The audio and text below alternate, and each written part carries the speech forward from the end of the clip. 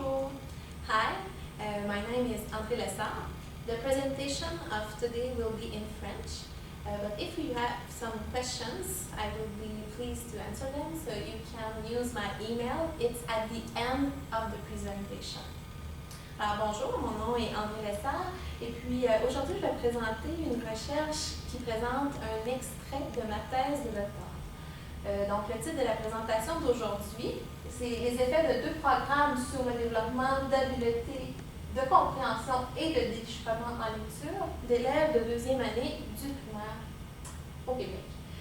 Donc j'ai fait ma thèse à l'Université d'Ottawa sous la direction du professeur Jonathan Bolduc. Alors, on sait que la lecture est très importante dans notre société et aujourd'hui, je vais vous présenter les grandes lignes du projet de recherche en lien avec la lecture, c'est-à-dire le contexte général, la recension des écrits, la méthodologie et la présentation des résultats en lien avec une discussion. Donc, lorsqu'on parle de la lecture, on sait qu'elle prend une place très importante dans notre société. Cependant, au Québec, donc la province francophone du Canada, il y a environ 1,3 million d'individus qui ne peuvent pas utiliser la lecture adéquatement, c'est-à-dire pour lire des textes avec un haut degré de difficulté. Lorsqu'on parle de difficultés en lecture, on sait qu'elles apparaissent dès le début du primaire, donc dès le début de la scolarisation, d'où l'importance d'agir le plus tôt possible. On sait qu'au début du primaire, il y a plusieurs approches d'enseignement de la lecture qui sont mises en place. On parle entre autres des approches synthétiques, globales et mixtes. On parle aussi des approches traditionnelles et naturelles. Et lorsqu'on s'approche davantage de la différenciation pédagogique pour mieux répondre à nos besoins, aux besoins des élèves, en utilisant une diversité d'approches, à ce moment-là, on parle d'approche équilibrée.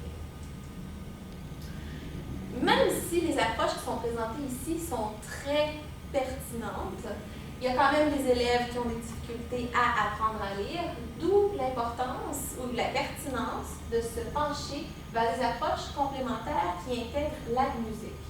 Pourquoi la musique? On sait que l'apprentissage de la musique a des effets positifs sur la perception et la mémoire auditive, de même que sur les habiletés métacognitives qui sont utiles pour l'apprentissage de la lecture.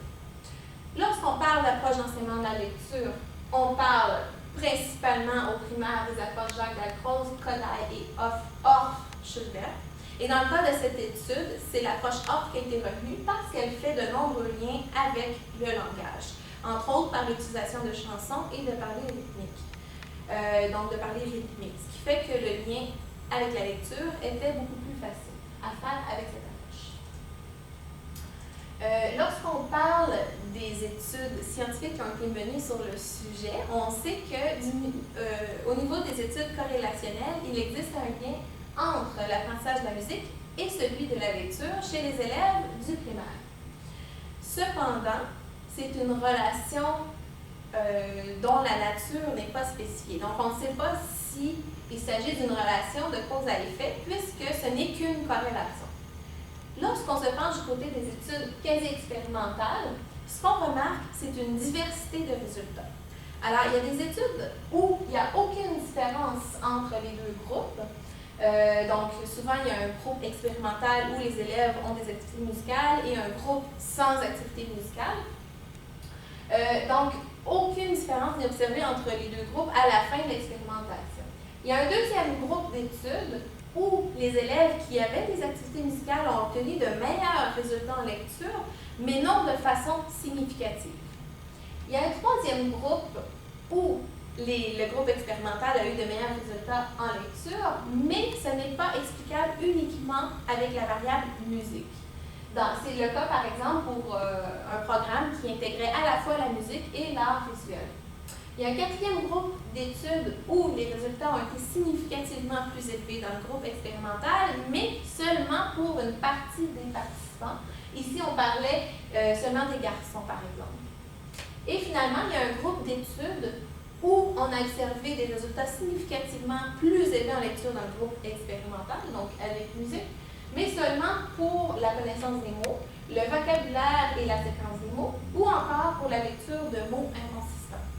Donc, on a vraiment des résultats hétéroclites, et devant ces résultats-là, jumelés à l'absence de l'exploration de la question dans un contexte majoritairement francophone en Amérique du Nord, il devenait pertinent de poser la question suivante, c'est-à-dire quels sont les effets de deux programmes d'entraînement, donc lecture seulement et lecture-musique, sur le développement des habiletés de compréhension et de déchiffrement en lecture d'élèves francophones de deuxième année du primaire au Québec. Donc, c'était la question de recherche. Évidemment, les objectifs étaient de déterminer les effets de chacun des programmes sur les habiletés de compréhension et de déchiffrement des élèves, toujours en lien avec la lecture. Pour répondre à notre question et pour atteindre l'objectif de la recherche, les objectifs, 5 classes de deuxième année ont participé à la recherche. Donc, les élèves de deuxième année sont âgés de 7 à 8 ans. Et il y avait un total de 94 participants. La collecte de données a été effectuée dans l'année 2010-2011, pendant l'année scolaire. Et les 5 classes ont été divisées en 3 groupes. Le groupe lecture seulement a été composé de 2 classes, avec 44 participants. Le groupe lecture-musique était composé de 2 classes également, avec 34 participants. Et le groupe contrôle a été composé d'une seule classe, avec 16 participants. Tous les participants ont passé le pré-test, c'est-à-dire 2 sous-tests de l'épreuve KABC en version française, donc le déchiffrement et la compréhension en lecture. L'expérimentation a eu lieu de janvier à avril 2011. Donc, pendant cette période, j'ai enseigné 2 programmes à 2 groupes différents, c'est-à-dire le programme lecture seulement et le programme lecture-musique. Alors, dans le programme lecture seulement, les élèves étaient rencontrés 3 fois par cycle de 10 jours à raison de 45 à 60 minutes chaque fois. Les activités d'enseignement et d'apprentissage étaient toujours en lien avec la lecture, mais elles étaient très variées. Et elles touchaient plusieurs composantes de la lecture, donc le déchiffrement, la compréhension, mais aussi la fluidité, par exemple. Dans le programme lecture-musique, les élèves passaient le même temps de programme expérimental, c'est-à-dire 3 fois par cycle de 10 jours. Cependant, le programme comportait une version condensée du programme lecture seulement et comportait aussi des activités musicales selon l'approche Orff-Gilbert. Donc, les élèves participaient à des jeux rythmiques, apprenaient des chansons et faisaient des parodies rythmiques, en plus des activités condensées du programme de lecture seulement. Finalement, dans le 3e groupe, donc le groupe contrôle, je n'ai fait aucune intervention, donc les élèves continuaient leur apprentissage régulier avec leur titulaire de classe. Finalement, le post-test a eu lieu à la fin de l'expérimentation, donc en avril et mai 2011. Avant de présenter les résultats, il est important de garder en tête les limites de l'étude. Donc, tout d'abord, on sait que les participants n'ont pas été distribués de façon aléatoire aux 3 conditions expérimentales, ce qui peut avoir limité la généralisation des résultats obtenus. On sait aussi que de nombreuses variables externes n'ont pas pu être contrôlées, dont par exemple la gestion de classe des enseignantes ou encore les services auxquels les élèves ont accès hors de l'école. Cependant, plusieurs variables ont été contrôlées dans le milieu socio-économique et les habiletés de lecture et de musique à l'extérieur de l'école. Il est important de mentionner que tous les élèves de l'école participaient à des cours de musique à l'école même, à raison de 3 cours par cycle de 10 jours. On doit mentionner aussi que la maturation naturelle des participants peut avoir influencé les résultats, entre autres parce qu'entre le début du pré-test et la fin du pré-test, un délai de 3 à 5 semaines s'est écoulé. Même chose pour le post-test. Et finalement, je vais mentionner le rôle actif que j'ai moi-même joué à travers toutes les étapes de la recherche, c'est-à-dire la collecte de données, l'enseignement aux élèves à travers les programmes expérimentaux et l'analyse des données. Cependant, étant donné que les données sont quantitatives, cela limite beaucoup les biais possibles d'interprétation des résultats. Cependant, il est important de garder en tête le rôle que j'ai joué dans toutes les étapes de la recherche. En ce qui concerne les résultats, la première étape était de comparer de comparer les trois groupes entre eux pour la compréhension et le déchiffrement. Donc, le test de Kruskal-Wallis a été utilisé. Et ce qu'on observe, c'est qu'aucune différence significative n'a été observée entre les trois groupes, et ce, autant pour le pré-test que pour le post-test. Et cela s'applique à la fois pour la compréhension et pour le déchiffrement. Ce qui pourrait expliquer ces résultats pourrait être, par exemple, la durée des programmes expérimentaux. Ça pourrait être aussi, par exemple, la fréquence des interventions. Alors, peut-être qu'un programme plus long et plus fréquent aurait pu entraîner des résultats différents. Je tiens à rappeler encore une fois la présence de cours de musique pour tous les élèves. Et si on regarde nos résultats, on sait qu'ils s'inscrivent dans la même lignée que plusieurs résultats déjà obtenus antérieurement dans la littérature scientifique. Lorsqu'on regarde du côté de l'amélioration de chacun des groupes entre le début et la fin de la recherche, donc le pré-test et le post-test, chacun des groupes a été comparé avec lui-même aux 2 temps de l'expérimentation pour la compréhension et le déchiffrement. Donc, ce qu'on remarque, que ce soit pour lecture seulement, lecture musique ou le groupe contrôle, c'est que les 3 groupes se sont améliorés de façon significative entre le pré-test et le post-test. Donc, ici, on voit de façon un peu plus précise les résultats obtenus. Ce que l'on voit, c'est que les 3 groupes se sont grandement améliorés, à la fois pour la compréhension et pour le déchiffrement.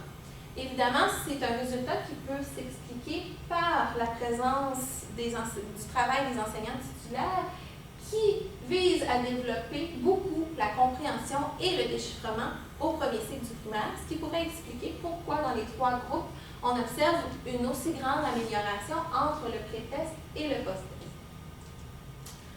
Donc, même si les résultats ne sont pas significatifs au plan statistique, on peut quand même noter un éclairage supplémentaire qui a été apporté au contexte majoritairement francophone en Amérique du Nord. Et on peut aussi constater que la musique ne nuit pas au développement des habiletés en lecture. On peut donc penser à explorer une approche interdisciplinaire dans l'optique de diversifier davantage nos approches pédagogiques d'enseignement de la lecture. En guise de conclusion, je vais présenter quelques pistes de recherche ultérieures qui vont être à explorer. Donc, on a tout d'abord l'absence de musique hors des programmes expérimentaux, c'est-à-dire qu'il serait très intéressant d'éliminer, entre guillemets, la variable musique à l'exception des programmes expérimentaux pour avoir un meilleur contrôle de cet effet possible. On a aussi pensé à explorer le nombre, à explorer le programme, différents programmes, programme lecture seulement et lecture musique, selon le même nombre de périodes d'enseignement de la lecture dans un contexte régulier, c'est-à-dire le même nombre de périodes que les titulaires accordent à leurs élèves pour l'enseignement de la lecture. Ce serait intéressant aussi de faire une étude longitudinale pour les effets à long terme de la musique, donc de voir si une participation à plus long terme peut avoir des effets différents. Et finalement, ce serait très intéressant de former des enseignants titulaires pour qu'ils puissent eux-mêmes mettre en place les programmes dans leur classe, ce qui permettrait d'avoir un plus grand nombre de participants à la recherche à la fois. Alors, c'était ce qui concluait ma présentation d'aujourd'hui. Je tiens à vous inviter à me contacter si vous avez des questions à me poser ou des commentaires en lien avec la présentation d'aujourd'hui. Donc, vous pouvez me contacter au département des sciences de l'éducation à l'Université du Québec à Chicoutimi. Et mon courriel est le suivant, andré.lessard à commercial-ucac.ca. Donc, je vous laisse quelques instants pour le prendre en note. Et je vous remercie beaucoup de votre intérêt pour la présentation aujourd'hui.